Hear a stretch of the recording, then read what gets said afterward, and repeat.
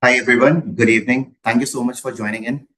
Lovely to see so many of you already here. I will be giving maybe a minute or so because I can see a lot of people are still joining in. While we wait, let me share my screen.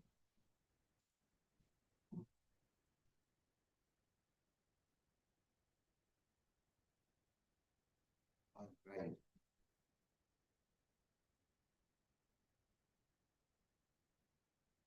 Okay. Can just someone type yes in the chat to confirm if my screen is visible and I'm audible?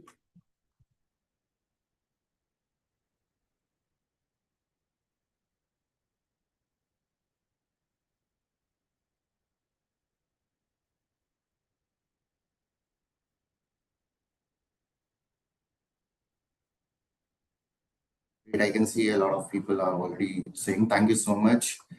Thank you so much. All right. Okay. Great. Awesome. Thank you. Okay, welcome. So we have a very, very interesting session today, and I'm genuinely excited for this one. Topic is right in front of you. Today we are going to go deep on AI system design. And what that really means is how do you actually design an AI system that works end to end?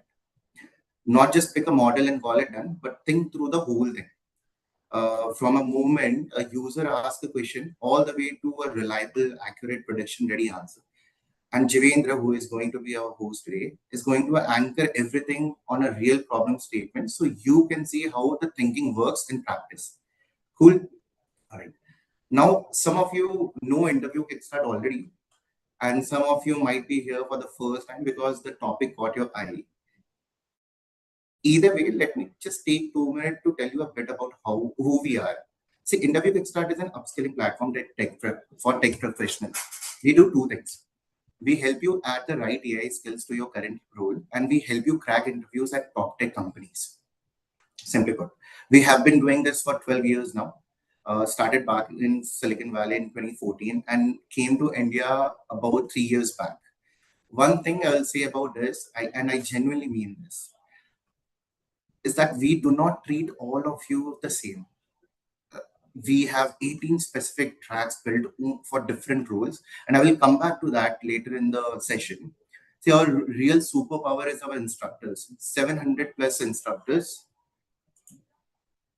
700 plus instructors who mostly, so 700 plus, all of them practicing AI and FAANG engineering in their day jobs. 70 plus dedicated AI and ML instructors with an average of 13 years of experience. These people these are people who are hiring managers and senior engineering people, and at Google, Meta, Amazon, Microsoft, and they take weekends to teach you exactly what is going on currently right now. These 27,000 plus professionals have already gone through our programs. What you are going to go through. So let me take this platform and introduce our instructors for today. I will sincerely say this. Javendra is someone whose profile really stood out to me. Javendra has been a software engineer since 2013. He has worked at Ericsson, SAP, Q2, and now he is at Microsoft, where he has been for the last 4 years. Over his career, he has gone from full stack developer to integration architect, and now he is fully focused on agentic AI development. He has built intelligent API platforms and Copilot using generative AI, RAG, and agent orchestration. And the 2,000 plus learners he has trained. That is what makes tonight special. You get someone who lives this work every day and knows how to bring it to you. Jivendra, thank you so much for being here today. Before I hand over, I want to know this room a little better. I'm going to launch a very quick poll right now. In that poll, two things I wanted to know from you. One thing, what exactly is your career goal this year? And second, what exactly is stopping you from getting there? Try to be honest because I am going to come back later. I want to give you something genuinely useful, not general advice. Okay. Jivendra, all yours. Have a great one. Thanks, Mohit. Thanks for the intro. Good evening, everybody. So welcome to this session on AI system design. So we'll get started now. I'll take over the screen, Mohit. I'll share the slides on my end so that I have the control. All right. Mm,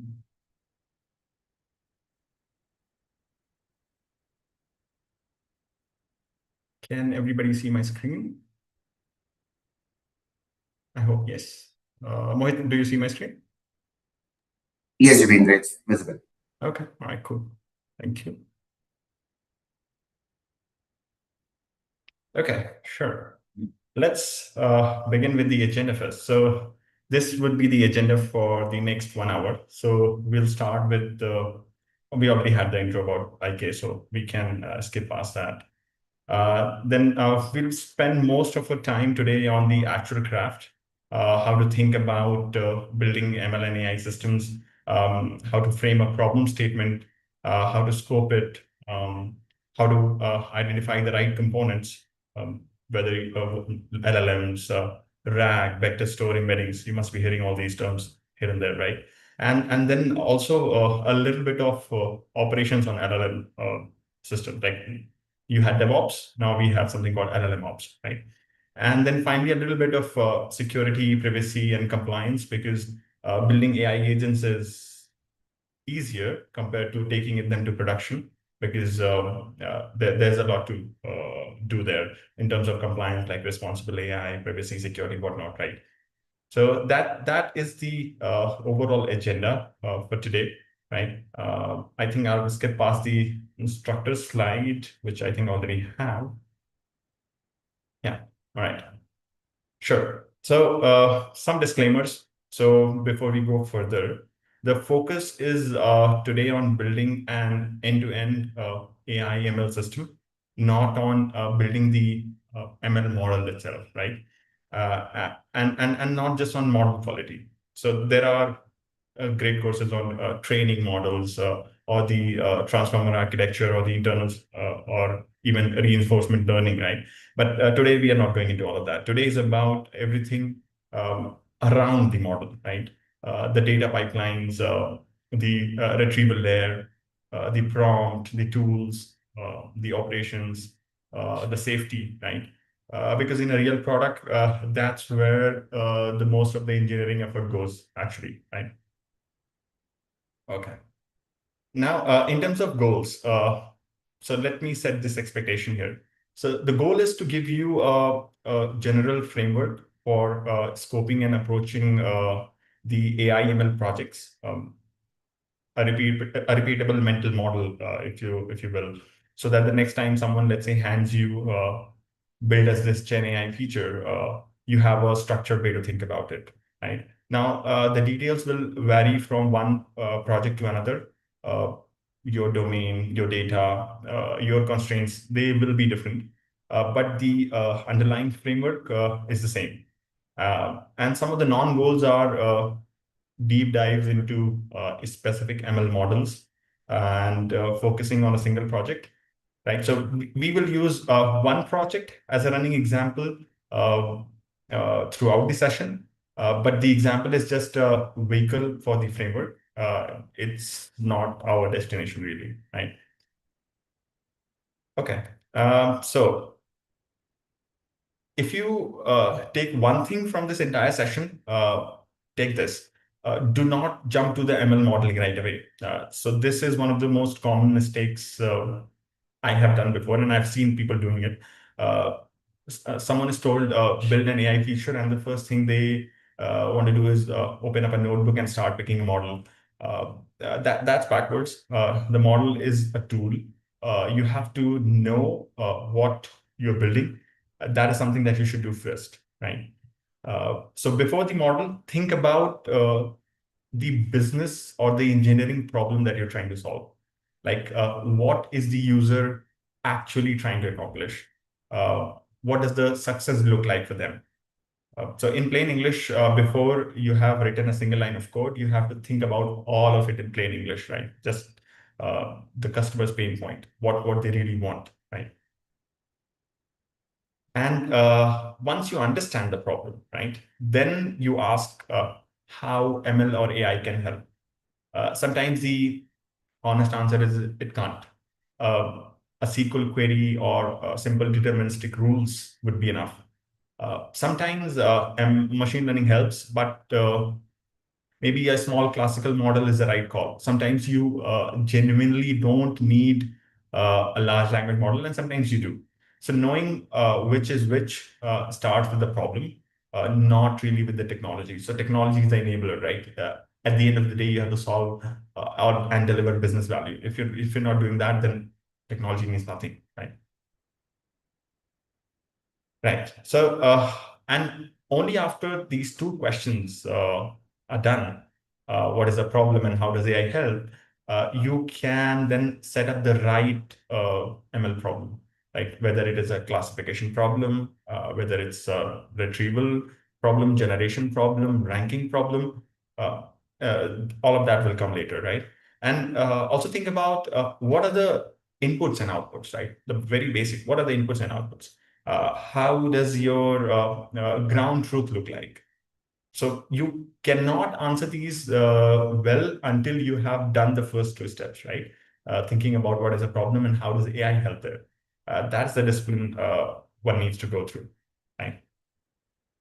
Okay, so what are the new concepts that we might be dealing with? This might be new for somebody. Some people might already be aware of, but these are the concepts that we will be driving.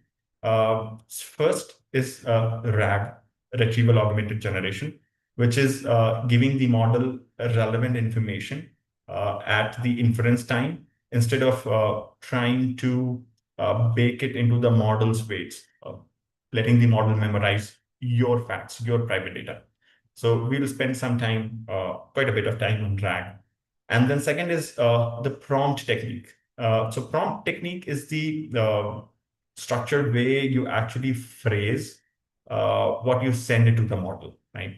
And prompting is part of the system. It's not some kind of a soft skill, right? Prompting makes and breaks things, right? There are so many prompting techniques out there, and it would be worthwhile if you explore some of them. Deflection prompting.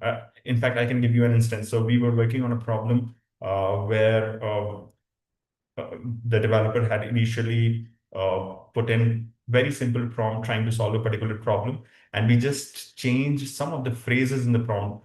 We changed it to something called as a reflection prompting, and it actually jumped our evaluation scores. So actually prompting is a very powerful tool. And then the third thing is the tool call, right? Which is letting the model how it can invoke external functions, like searching a database or calling an API, or trying to do something from trying to do something which is not part of its own internal knowledge, right? That's how you get an agent instead of a chatbot. So these are the three ideas at the backbone of what we'll be building today, right? Right. So now the problem statement, right? So that is something that we want to tackle now. All right. So this is the problem statement, right? Um, we'll be using this as a running example for the rest of the session. So the problem statement says, design a system that generates personalized health and wellness articles for users in real time using GenAI. So it looks like one sentence, but it's actually packed with decisions, uh, personalized, right? So personalized on what? Health and wellness. That's a regulated domain. Real time, that is a latency constraint. Articles, so that's a long form generation task, not a short answer. So every word is a design lever, right? And we're going to pull each one and see what it forces in our architecture, right? Okay, now the scope of the problem. So the first thing you should do is work with the product team to better understand the problem, right? A system design exercise is not a solo activity, right? The PM, the designer, the domain experts, they hold the context which, as engineers, we might not have, right? So you're going to walk into that conversation with structured questions, right? Then what is the input, right? That is one of the very important questions that you need to answer. What does the system receive every time it runs? This sounds basic, but I have personally seen a lot of designs getting derailed because nobody really agreed on what was coming in, right? So input, knowing what input is truly crucial, right? And when we are thinking about this problem specifically for our health article problem, the input would be these three things, right? The user's profile or their preferences, their age, any medical conditions they have, or what they really care about. Then the second is your user's question, right? What they actually want to know right now. And then the third is a collection of health articles, the source material which the system can pull from. Now, notice this, the third one isn't really an input per call, right? It's a corpus the system has access to. And both kinds of inputs matter, right? And we need to be really explicit about which is which. Okay. Now, what is the output? So just as important. Is it a paragraph, a bullet list, a full article, JSON? Each of those is going to be a different system, right? So for us, the output is a personalized, medically reliable article. Now, two adjectives here, which are doing a lot of work. Personalized means we are conditioning it on the user's profile. And medically reliable means we cannot make things up, right? Which immediately tells us we will need retrieval grounding and probably a safety review layer. And already the output spec is constraining your architecture, right? Okay, so what are the constraints now? So so the ones that we saw, they are the functional requirements, but there would be some non-functional requirements like latency, cost, throughput, accuracy, compliance, etc. So constraints are where designs thrive, right? They either live or die, right? So in our case, we are saying that we will have two big constraints. One is a reasonable latency. So let's say a order of a few hundred milliseconds for the first response. And with the full article, then streaming after, like how you use ChatGPT, right? It doesn't give you answer in one go, it streams the tokens. Then real time means the users can't be waiting, let's say, for a spinner for 30 seconds, right? So that would be a reasonable latency.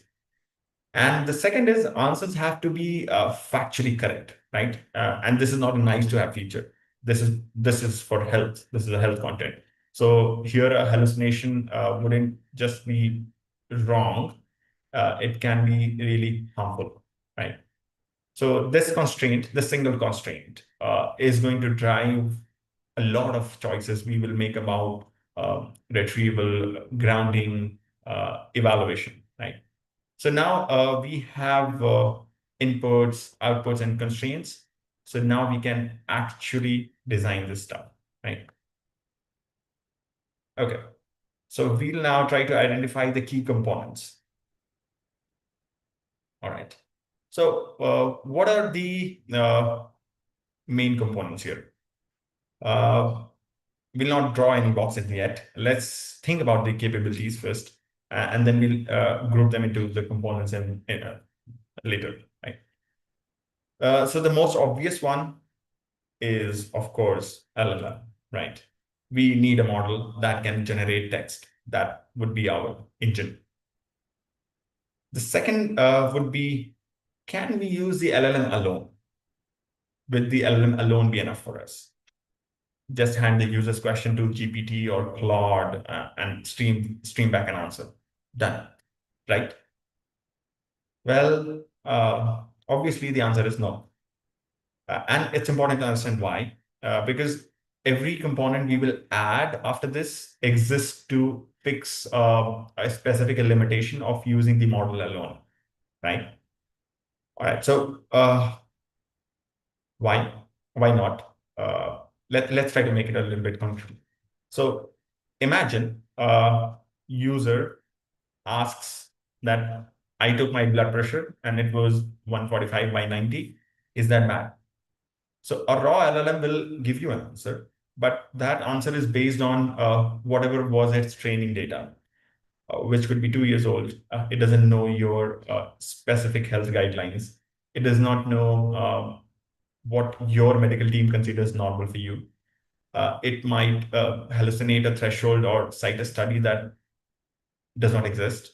For a wellness chatbot, it's a very big problem, right? And when if you're building a health system, it's a liability, right? So the LLM alone is not enough.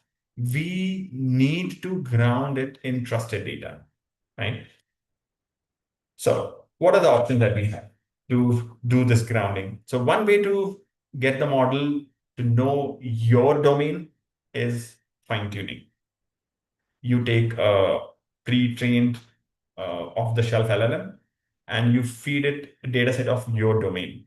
And then out comes a customized model that knows your content, right? So that is one option we have, which sounds great, but there are two problems with it. One, you need a label data set for every task, and that's expensive, both in terms of money and in terms of engineering time. And you will have to retune the model every time your content changes or your guideline changes or a new article gets published.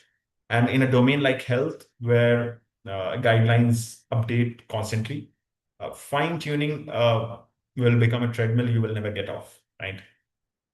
So now, so here is this spectrum, right? On the right, on the left-hand side, you see this off-the-shelf LLM, where you can't add domain-specific data, but it is very easy to set up and use. It's just an API call. And on the right-hand side is fine-tuning, where you can add domain-specific data, but it's not an easy setup. So you are picking between freshness and capability on one side and operational simplicity on the other. And neither of them is really satisfying for us. So what do we do now? So in this case, there is a third path. And yes, it's a very valid and legit path. We take it all the time. What if we provide the model with additional data at inference time? Instead of baking the knowledge into the weights of the model, we hand the model the relevant facts in the prompt right when it needs them. And the model stays generic. The data stays fresh. We get the best of both worlds, right? Uh, that is the entire idea behind RAG.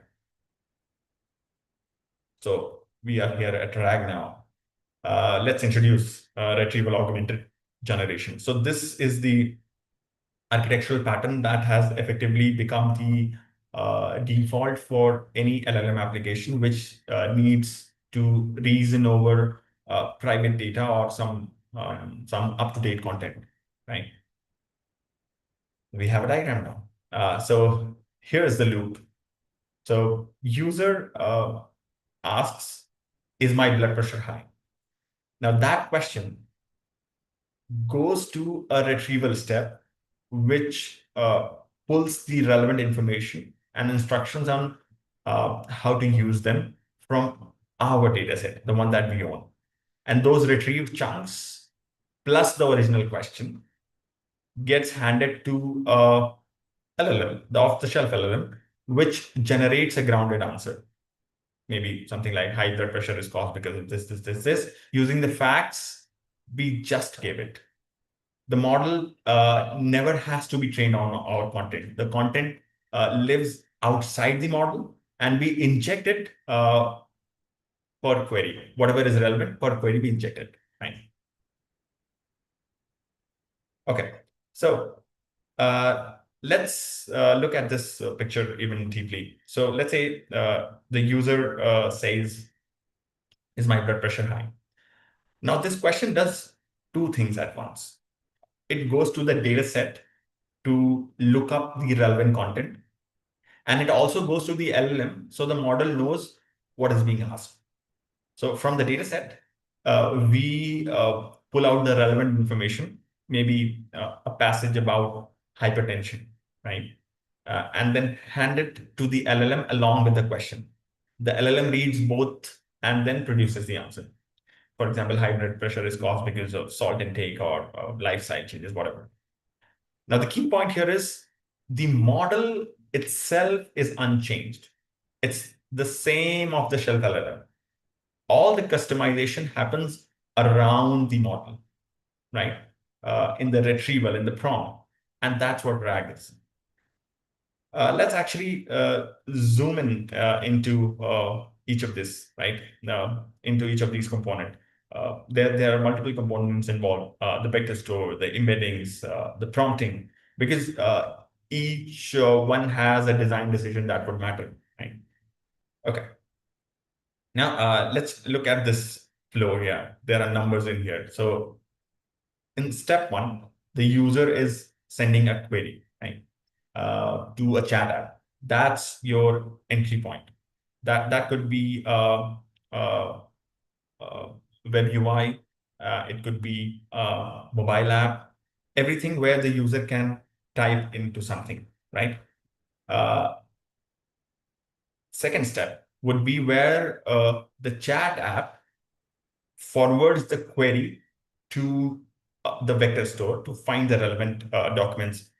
So quick pause here, because these two words on the slide need to be unpacked, vector store, and how it actually finds the right docs. So vector store is just a special kind of database, but instead of storing rows of text and searching by keyword, it stores each document as a list of numbers called a vector. And it searches by meaning. That's what is called a semantic search, right? Searching by meaning, not by exact words. Now, why does that matter? So imagine the user says, my heart rate is high after walking up the stairs. And your data set, your documents say uh, elevated pulse during light exertion. So see, no words overlap here. A keyword search would return nothing, absolutely nothing. But a semantic search understands that heart rate and pulse mean the same thing, right? And that high and elevated means the same thing. Walking up the stairs and the light exertion, they describe the same situation. So it returns the right document. That's the whole point of using a vector store instead of a regular one. So we'll go into how embeddings make this work later in few slides. Now, if you see on the right side of the diagram, the vector store was filled ahead of time by ingesting the documents offline. So we take our entire knowledge base, convert each document into vectors, and load them in. Uh, that could be a bad job. It runs, let's say, once when we set up the system, and again whenever the documents change. Now, step three. Step three is where the vector store returns the relevant docs, the ones whose meaning is closest to the user's question. And then the chat app combines those docs with the original query to build an augmented prompt. You see, in RAG, we have the word A, which means augmented, and this is that augmented prompt. And it sends to the LLM. So augmented just means that the original query plus the retrieved context. In the step four, the LLM reads the augmented prompt and generates a response, which is then now grounded in the docs that we provided, right? And finally, in the step five, the chat app forwards the response back to the users. That's the whole journey of what a RAG looks like, right? Okay, let's talk a little bit about augmented prompt, right? What does it really mean? Okay, now, so a normal prompt is just the user's question handed straight to the LLM. So if the user says, "Is my blood pressure high?" you hand the same question as is to the LLM, right? And then the model has to answer from whatever it knows from its training. It could be right, it could be wrong, it could make up, hallucinate, we don't know. An augmented prompt is the user's question plus the relevant context retrieved from the vector store, both packaged together, right? So same question, but completely different behavior. Now the model isn't guessing. It's reading the docs we handed it and generating answer based on those. That's the whole difference. So normal prompt is question only. Augmented prompt is question plus the retrieved context. And that one change is what turns a regular LLM call into a RAG system, right? Okay, so let's see what is in the augmented prompt, right? Let's make it a little concrete. So you see there are three parts here. There are some instructions, right, that answer the following question based only on the provided context, right? So which is an instruction which tells the model to answer only from what the context we are providing and not use any of its own knowledge to answer the question, right? And then here the context itself, right? Uh, the retrieved passage and the question, the original user question. The instruction here is doing the critical safety work, right? It's a line of defense against the model making something up. So if you drop this instruction, you technically have got RAG, but you have lost the grounding guarantee, right? So the prompt template is part of your architecture, right? All right. Okay, the same diagram, but now we are highlighting the vector store and the documents. This is a part that has to be ready before you can open your system up for actual queries for the user. So think of it like a regular database. Before a user can read data, somebody has to load it first. And that loading happens in advance, maybe in batching. So we usually call this as offline work. The user's actual query is online. It happens live when the user is actually waiting for the response. So RAG works the same way. The vector store is empty when you first set it up. You can't query something which is empty. So you have to ingest the documents first. And that's what the arrow on the right is showing, right? So ingestion isn't like a copy paste. So for each document, you will have to do three things. One, chunk it, split the document into smaller passages. So a 50-page PDF maybe will become 200 chunks. And then you embed each chunk, right? Turn it into a vector, turn it into a vector, essentially, so that it can be searched by meaning later and store the chunk and its vector in the vector store. So you do this once ahead of time for every document in your knowledge base. And then when a user finally asks a question, the vector store is ready to answer immediately, right? All right. So we need to store the data such that what are the actual requirements on the storage layer? So two requirements, two non-negotiable requirements. One, retrieval has to be based on semantics, not keyword match, not word for word match. If the user asks about cars and your document says vehicles, you still want that document to come back. Lexical search or the keyword search misses this, but semantic search will catch this. It will find it. And the second is retrieval cannot be slow. So because users are really impatient. We are users and we are impatient, we know that. So every millisecond, here's a millisecond, the user is waiting, right?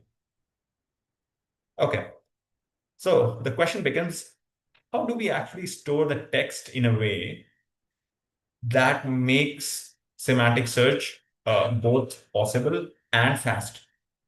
So plain text in a database with, let's say, a like query gives you neither of them, right?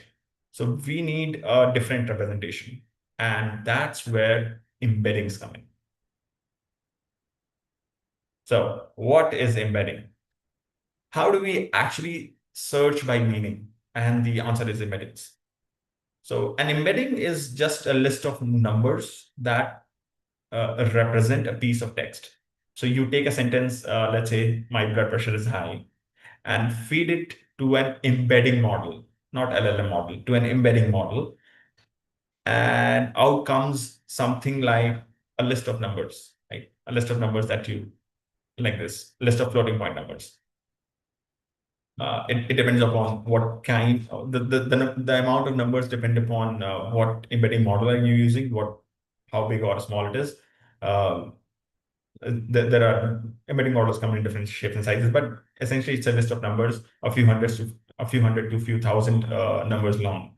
And that list of numbers is called a vector or an embedding. We use these terms interchangeably. So you can think of it as coordinates of that sentence in some high dimensional space. And the magic property is that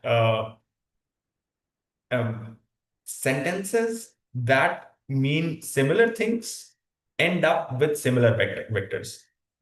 So, for example, my blood pressure is high and I have hypertension will land near each other in that space, right?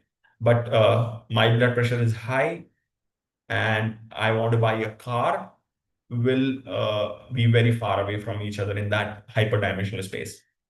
So once your text is in the space, searching by meaning becomes a math problem. You just find the vectors closest to the query vectors, and finding nearest neighbors in a vector space is something computers can do fast, even across millions of documents. So that's the whole trick behind semantic search. Convert the text into vectors, then do geometry instead of doing some kind of a word matching. So how do we store the text? All right. So storing the text. Suppose the user types my bill is $50 instead of $30 into a support system. So the user is clearly complaining about an unexpected charge, right? Now look at the articles sitting in your knowledge base, right? Sorry, I didn't change the slides. Okay, yeah. So now let's look at the articles sitting in your knowledge base. New $50 plan, or an unexpected high fees, or 30 days free plan. Let's say these are the articles that are sitting in your database. So if we used a plain keyword search, the kind of a regular database does, what would it match on? It would maybe latch on to numbers like 50, 30, and probably surface the new $50 plan document, the document which has this phrase, or 30 days free plan, or whatever. But both of those are completely irrelevant to what the user is asking. User was originally complaining that my bill is $50 instead of $30, right? So both of would be completely irrelevant to what the user is asking. So keyword matching has no idea what the user actually means, right? In this case, it should have picked unexpected high fees, right? Okay. Now, as we said, embeddings can solve this problem. So mechanically, here's what happens. You take a piece of text, for example, my blood pressure is whatever, blah, blah, blah, and pass it to an embedding model. it will output a vector, which is a list of floating point numbers. And these are the vectors that live in a high dimensional space. So every chunk in your knowledge base gets the same treatment ahead of time, right? And when we say chunking, chunking is a strategy of breaking down the documents into smaller pieces. There are several chunking mechanisms. There are many frameworks like Llama Index or LangChain. They provide you different chunking strategies, and depending on your use case, you will pick and choose one of them, right? So we are not going very deeply into chunking, but I just wanted to clarify that, right? Now, so for let's say you have a very big corpus of text, right? So for let's say every passage in your corpus, since you're breaking down all the chunks, so every chunk will get its own vector, right? So all the vectors will get stored in our vector store alongside their source text, because vector is a floating point number list of floating point numbers. So you also need to have like for which text this vector is, right? So you will store both. You will store the actual vectors plus what is their source text, right?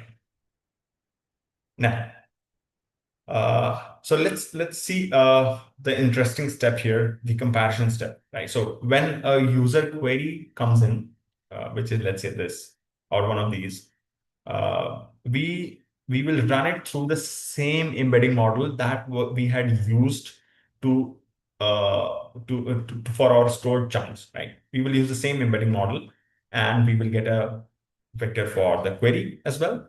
So now we have one vector for the question and many vectors already sitting in the store for our knowledge-based chunks, right? So how do we find the right chunk? So we compare the query vector against every stored vector and ask us one question: how close they are. Now remember, each vector is just a point in a high dimensional space, right? So vectors that point in similar directions represent similar meanings.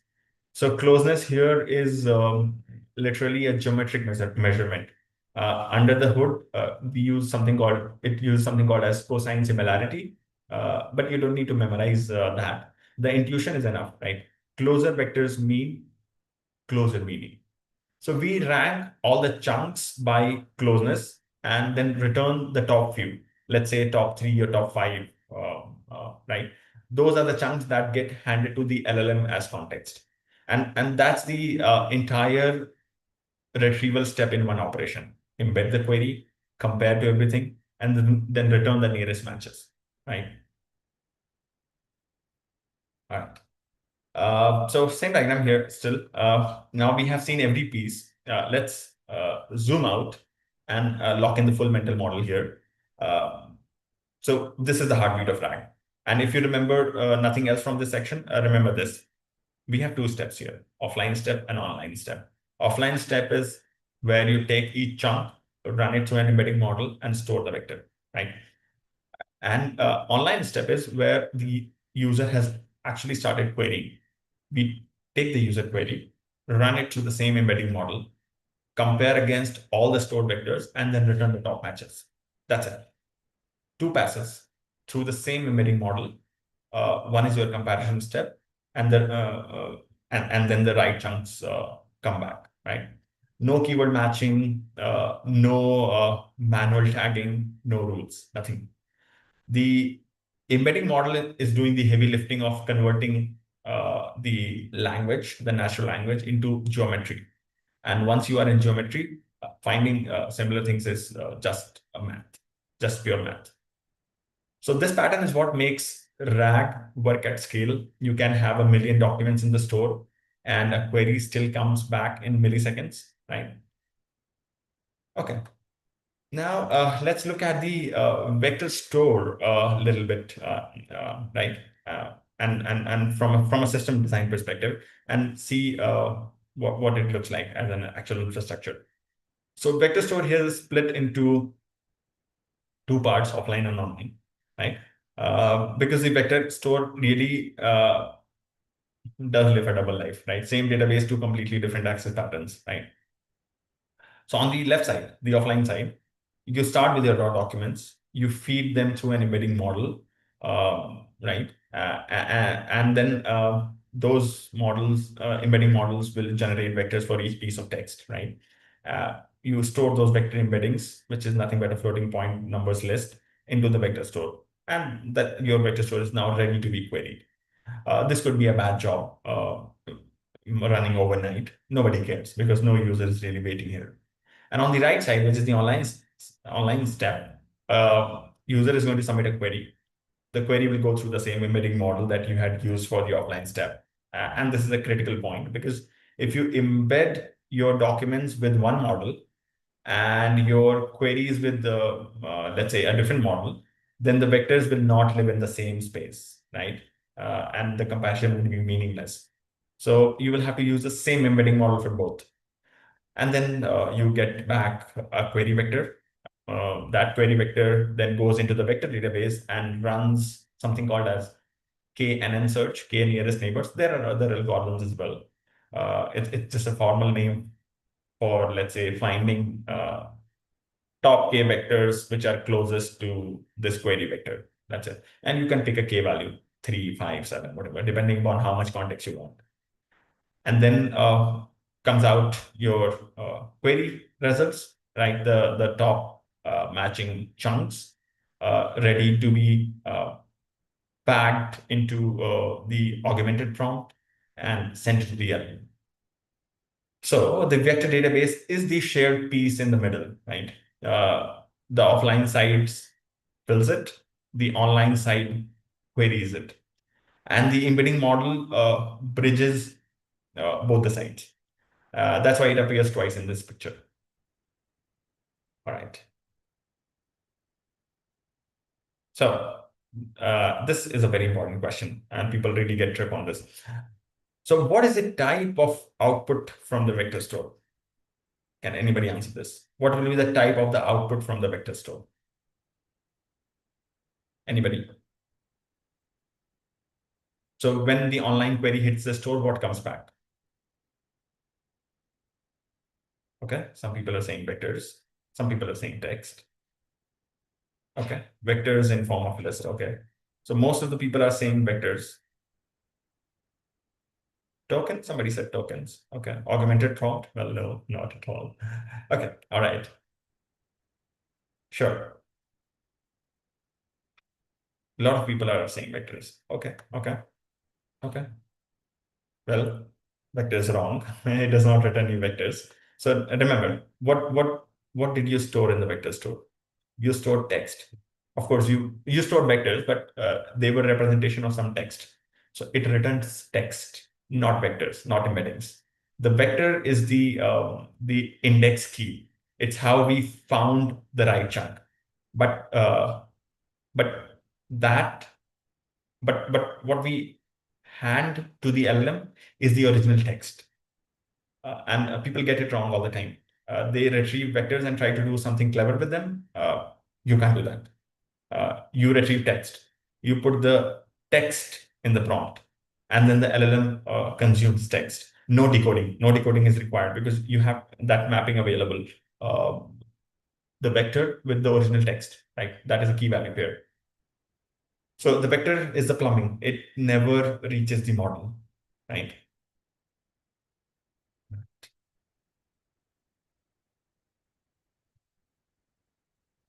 Okay, sure. So final look at the full diagram. You have seen all the pieces, the offline step, documents to chunks, to embeddings, to vector store, and then the online step where actual query comes in.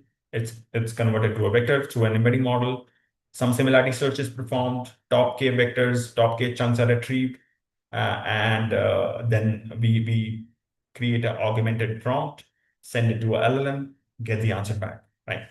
Now you can draw this from memory, right? So let's add the next layer now, next layer to our design, which is tools. So far, our system can answer questions over a static corpus, but real applications need to do more than read a knowledge base. They need to look something up in a live database. call an internal API, trigger a workflow, check a user's account status. That's where agents with tools come in. And here's a picture. A question arrives at the server backend, which then talks to the LLM, which has access to tools. The tools are nothing but external capabilities a model can ask the backend to invoke, right? Okay. Now, step one here is where the question arrives at the backend. The backend doesn't try to answer it. It forwards the question along with the list of available tools to the LLM. The model is then in charge of deciding what to do next. It is the reasoning engine, right?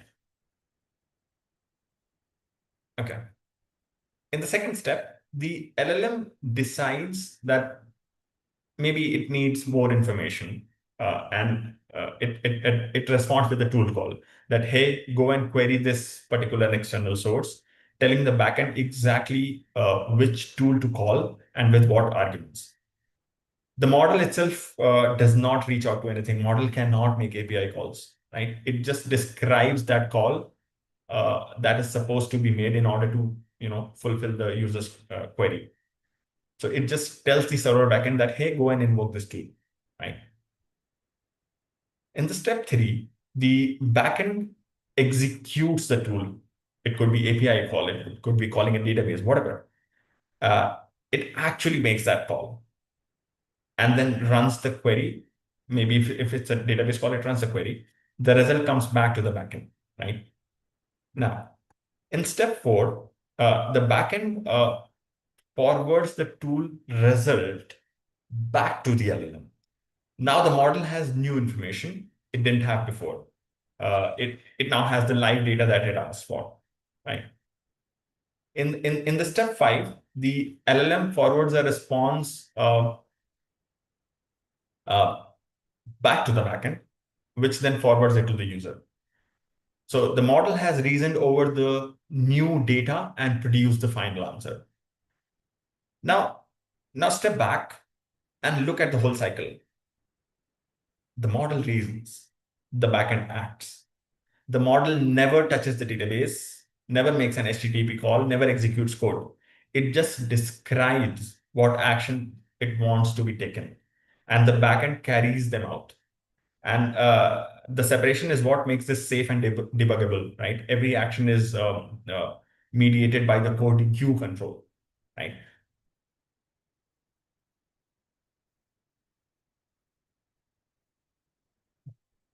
Okay, so React. You must have heard this term, I'm sure. And this is not the React, the UI framework React, right? This is a little different. Okay, so how does the model actually decide to call to? It's not magic, of course. It's a prompting pattern called React, reason plus act. And the slide is all about that, like what that prompt may look like. So the instruction here on the top sets the rules, like solve a question, answering a task with the interleaving thought, action, observation steps. So in plain English, don't just answer, work in a cycle, think, act, observe, and repeat. Then we hand the model a menu of allowed actions, like searching some entity, looking up maybe through a keyword, and then finishing the answer site. So maybe let's say these are the toolbox that are available to this. Now, given this prompt, the model would produce an output like that. This is my thought. I need to know when company X was founded. And then the action is search the X company. Observation would be that company X was founded in 1998. And then the action would be finish and call that number, right? Now, the most important point on this slide, and it's a very important thing to remember, the LLM is just the reasoning engine, right? It only generates text. When it says, when it writes, perform this action, it's not actually searching anything or performing any API call or calling a database, whatever. It really can't. It has no internet, no database, no ability to execute code. All it does is output a string that describes the action. And then the agent, right? The code around the model is what actually runs the tool. It reads the model's text, sees whatever tool calls are suggested, and it actually makes those tool calls and feeds the result back as the next observation, right? So the split is LLM reasons in text and agent acts. That's it. That separation is the whole reason agentic systems are safe and debuggable, right? So React is the pattern underneath systems like Claude Code, right? Uh, Once you spot this pattern, you will see it everywhere in every agentic system, right? All right. So here's a key point. This loop, this React loop, it repeats, right? So the model might need to call one tool, and on seeing the result, it decides that it needs to make another tool call. And seeing the next result, it may want to make one more tool call or two more tool calls. And once the results for those tool calls arrive, then it can probably produce a final answer. So step 1 through step 5 isn't a single round trip. It's a cycle that runs until the model says, I am done. And that's what makes it an agent instead of a chatbot. The model is in a loop, not a single turn. Of course, you have to be very cautious, because you do not want this React loop to run indefinitely, because that will just eat up all your tokens, right? So now you have the full architecture, right? RAG for grounding in the static knowledge, plus tool calling for reaching out to live systems. So most production applications are some combination of these two, right? Now coming back to our agenda, let's talk a little bit about operations, right? So after the system is launched, your job is not done. So a regular software service, you ship it, you monitor for crashes, you patch when something breaks. An ML system, you ship it, and then it starts drifting, right? The data changes, the model changes, user behavior changes, and you need a certain discipline for keeping it healthy. Uh, so you may need to do a bunch of things. Uh, One, updating the model. So a new version of the underlying LLM that you are using, let's say, gets released. Uh, Maybe you're getting better latency, better quality, lower cost. So you will want to upgrade, right? Updating the prompt, right? So you discover that the model is misbehaving on a certain class of questions, or the product wants to change the tone, or you may want to add a new safety instruction, and the prompt changes, right? In such scenarios, we have to make sure that these are consistent. So a model upgrade can change how the model interprets your prompt. A prompt change can interact with retrieval in unexpected ways. So you cannot ship a new model and an unchanged prompt and assume that the system is going to work. They are coupled together, actually, right? So which means that we need to do some kind of version, right? Uh, so think of both of them as a bundle, right? The model version and the prompt template, the retrieval configuration. All of these are going to travel together, right? Okay, all right. So now the other half of the operations is evaluation. Evaluation is where you're trying to prove objectively whether your system is actually good enough. And you need an evaluation framework. So evaluation framework is really useful at two important moments. First, at the initial launch to decide whether you should go live at all. And the second, at every model or prompt update to decide whether the new version is better or worse or the same as what is in production. So every time anything changes on your app, your model, your prompt instruction, you have to run evaluations. And evaluations are difficult, they are way difficult than actually building the AI system. And evaluation is both an art and a science. We're not going into evaluations today, but a lot of people are just making their bread out of evaluations, evaluating agentic apps, right? So evaluation is a very, very, very important field. I mean, as a agentic AI engineer, some of you may find your space in evaluations of agentic things. All right. Okay.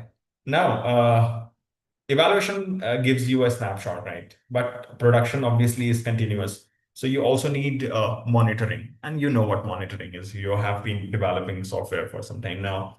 Uh, Monitoring is something that runs in background, watching your real traffic, uh, trying to track some metrics, right? Like 4x errors, 5x errors, whatnot. We are already aware of that. Now, for our use case, the one that we have, some of the metrics that we might want to observe is the number of active users, right? Which is your basic adoption signal. Number of turns. Are users having productive multi-turn conversations, or they're going away after one bad answer? And the containment rate, right? The ratio of calls that did not need a human escalation, right? So for an assistant or a support agent, the containment is one of the cleanest signals of real world usefulness. If containment is going down over time, something is regressing, and you want to know before a user starts complaining. So these aren't the only metrics, but they are, let's say, the right starting set. Latency, cost per call, hallucination rate, user satisfaction scores, they all also belong in this dashboard that we should have. So the point is, monitoring is not optional, right? And it has to be designed in from the day one, not really bolted after the launch. Okay. Now this brings us to privacy, security, and compliance.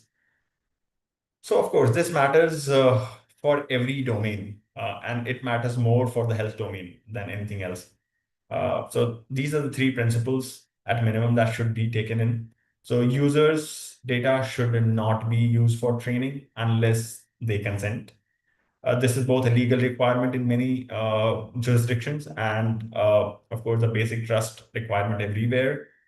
So if your provider's terms of service say your prompts may be used for training, we need to disable that pathway for sensitive content, or maybe use a deployment tier that guarantees no training, right? Then models have to give factually correct answers. So this is where your RAG, grounding, and evaluations come back together. So in a health context, the model usually gets it right is not a passing grade. You need explicit citations, source linking to the actual source, and a escalation path when the confidence is low, right? You can, if your system thinks that this answer is not good enough, you cannot just blindly give it. You can say, let's escalate to a human, talk to a human rather than relying on the AI answer. And no biases. So models inherit bias from their training data, and bias in health, or finance, or even hiring, right, can do a lot of harm. So you need bias evaluation as a first class part of your testing pipeline, uh, right? So these here aren't just a checklist you do once. They are properties you have to keep proving every time your bundle changes, something on your app changes, right? So now this brings us to our summary for today. One, it's about building an end-to-end system, not just a model. The model is a component. The system is what actually ships. Second, as a agentic AI engineer, or ML engineer, your job does not stop once you have deployed. You have to monitor the system continuously because data, models, and users, they all drift over time. And the third thing is Gen AI Designs has these four pillars, right? Data sources, where does the grounded knowledge come from? Data flow is how does the data move through ingestion, retrieval, prompt assembly, all of that. And operations, how do you version, evaluate, monitor all of that? And safety and security, how do you protect users and their data, right? So, if you walk in today not knowing how to attack a Gen AI system design problem, walk out using these four pillars as your checklist. So every interview question or every real project, you'll start from here, right? I think Thank you, that. Devendra. Thank you. Thank you. That was a really good session. Thank you, everyone, for answering the poll. It really helped me understand you all better. The next section is going to be a Q&A. But before that, I want to take 10 minutes to tell you how we at Interview Kickstart can help you build exactly on what Jivendra showed you tonight. Because the poll results told me something very clear about this room. Just let me share my screen once. All right. Hopefully, my screen is visible now. Jivendra, can you confirm once? Yes, I can see your screen and I can hear you well. Lovely. Thanks. All right. Again. So, most of you, about 60%, wants to add AI skills to what you do already. And I get that completely. You have spent years, maybe decade or more, building real expertise in your domain. You do not want to throw that away, and you want it to make stronger, sharper by putting a layer of AI on top, right? And about 70%, the majority said that the blocker is not having a clear roadmap. I was going through so many comments of yours as they came in. People asking, I have 12 years of backend experience. Where do I even start? I'm a TPM. Is there something for me? Or I have worked so hard to get here. Will this actually help me move forward? So let me answer that for you. When senior professionals sit with AI, most of them feel one of four things. We call this four stages of AI denial. The first is AI is moving too fast for me. I get it. The second is my job is unique, so I'm safe. Look, in 2016, I think we can agree that no job, no role is fully safe from AI in one some form of the other. The third is there's just too much out there. I do not know where to start. And the fourth, which our senior learners says the most, I'll have to down level. I have done so much of hard work all these years. I do not want to go to basics. And here's the thing, you do not have to. You can start exactly from where you are. And that is the whole point. Look at this. So, how does that work? Think of an AI upleveling curve. The first two stages are augmentation, working with LLMs, and then using AI co-pilots to 10x your productivity. That is where most of the people are today. But in 2016, we have properly moved in the transformation area. Stage three is building real AI agents and Gen AI applications, which is exactly what Javendra showed you tonight. Stage four and five go deeper into building on top of ML models and also building modern ML models from scratch. The important thing is there's no one size that fits all. You build your AI question from wherever you are on this curve. And what does this translate in terms of roles? On the transformation side, where most of the AI hiring is happening right now, is it your domain plus AI skill? AI enabled SWEs, AI enabled product managers, AI enabled engineering managers, and TPMs. Further along, the curve becomes AI engineering and then modern ML engineering, as you can see. So we have built three programs, one for each part of this curve. The first is transformative Gen I and agentic AI with the interview lab in your own domain. If you're not sure about where to begin, start here. The second is agentic AI career accelerator with the interview lab. This one is for building enterprise grade agentic AI systems, industry relevant projects, and interview prep. This is where the bulk of AI jobs are right now. The third is flagship ML with the interview lab. This one is for full transition into ML engineering role. Now, here is what exactly makes us stand out. The one which I talked about initially at the start of the session. We do not give everyone the same course. We have 18 different tracks built for 18 specific roles. If you are an individual contributor, we have tracks for backend, front end, full stack, machine learning, data engineering, data science, cybersecurity, SRE and DevOps, embedded software, test engineering, cloud, Android, iOS, and business intelligence. If you are in management, we have tracks for engineering managers, product managers in tech, and technical program managers. Whether you are a senior IC or a manager, there is a path built specifically for your role, not a generic course. You have to somehow adapt yourself. On the interview side, here's what our interview lab gives you: 15 mock interviews simulated with hiring managers like Javeen and many others, with detailed written verbal feedback.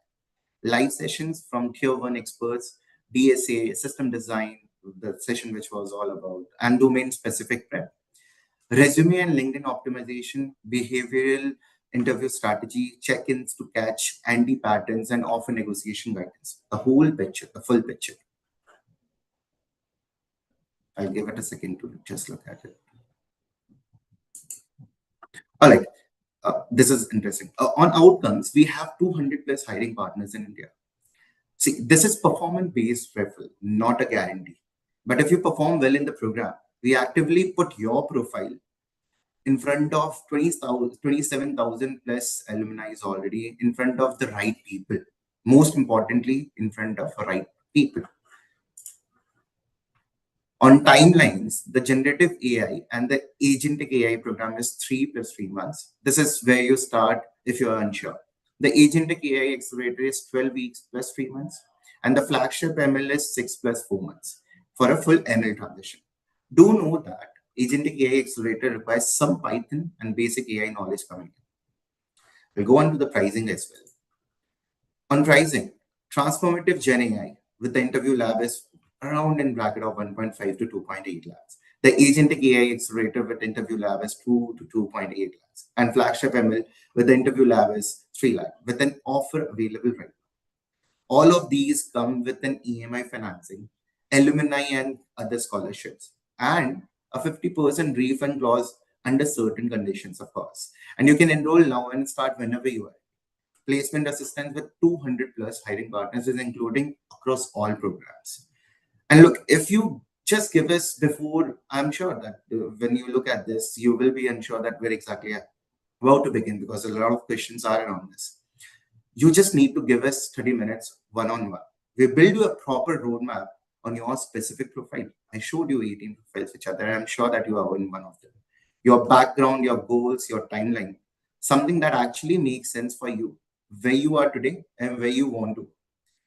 So I'm launching a quick poll and I wanted to know how many of you want to have that conversation with us.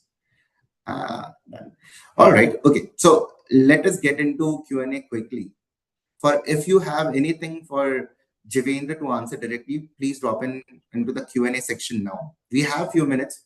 I'll take the most useful ones. I have already noted few down, Javendra, to start with. Just let me change my screen once.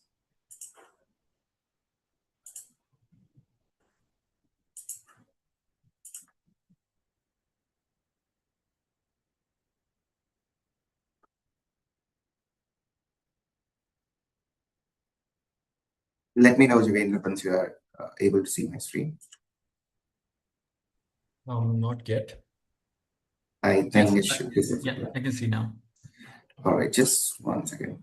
I'll zoom in a bit so that you can read out. Yeah. I can see a lot of questions are already coming. So yeah, you can start. You can answering the start up taking the questions. Okay, sure. The first question is, shall we focus more on, one moment, sorry, I'm not able to see the screen. Just give me a second. Yeah. Shall we focus more on security, guardrailing, and re-ranking cross-encoder and the techniques that we use to not expose much data to LLM from the retrieve chunks at the enterprise level? Okay. So should you focus more on guardrails? That's a separate question, I believe. And then when you talk about re-ranking and the techniques that does not expose much data to the LLM, you are mainly talking about building a RAG system. So guardrail is something that cuts across, right? Whether you're building a RAG system or whether you're building an agent which has tools, guardrails will be irrespective there. So guardrails will sit at both the input layer of your system and the output layer of system, right? So I hope these are two different questions. And when you say talk about re-ranking and the techniques, other techniques, there are so many techniques to deal with the retrieved content, right? So today we just spoke about one of the techniques, which is top K, right? Retrieving the top three, top five, top seven most matching, most semantically similar content for a particular query. Now, this can be done in several ways. Re-ranking is one. Then you have something called MRR. There are other techniques as well, right? So one is that you get the top K directly, and then there is where you basically make your retrieval a little more diverse in nature. I'm just forgetting the name of the technique. So there are several techniques for retrieval. That's the main point. Uh, Sorry, I can't recall that name right now. Where you search for retrieved content and you want to make your search a little diverse, not as tight as top K. So there's that technique as well. And yeah, I think that should answer this question.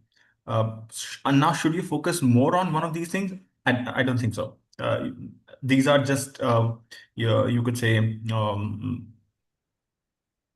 a little block in building a whole agentic system.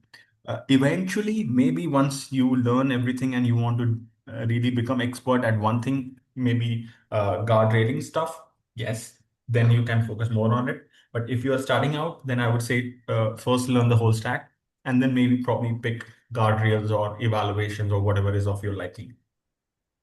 Second question is there any standard way to chunk? There are several chunking strategies. If you want to read more about it, you can refer chunking strategies in a framework called Llama Index, Llama-Index. So that's a framework that you can go ahead and learn about, where you will learn different types of chunking strategies and where and when to apply each of them. Third question is how the angle measurement or Euclidean distance measuring between the embeddings of question and the vector from vector database.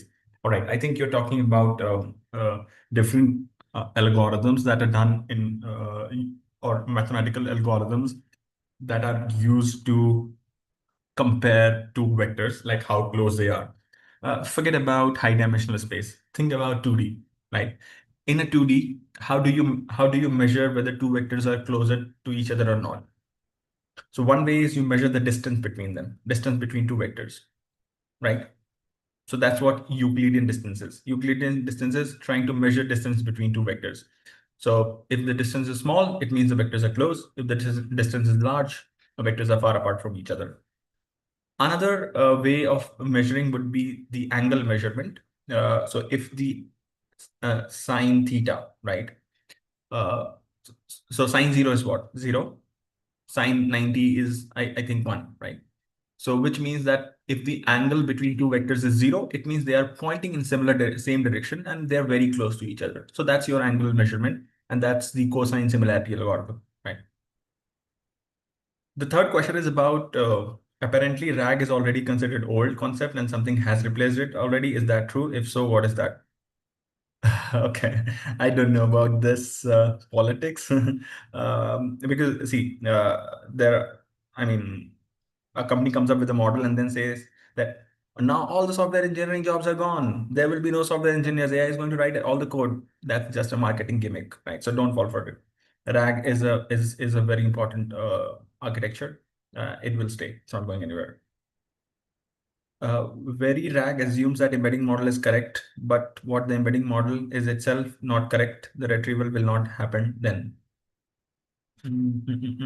I did not get this question. Assumes that embedding model is correct. Sorry, you will I have think the. it should be a part of something that you are doing. We can skip it.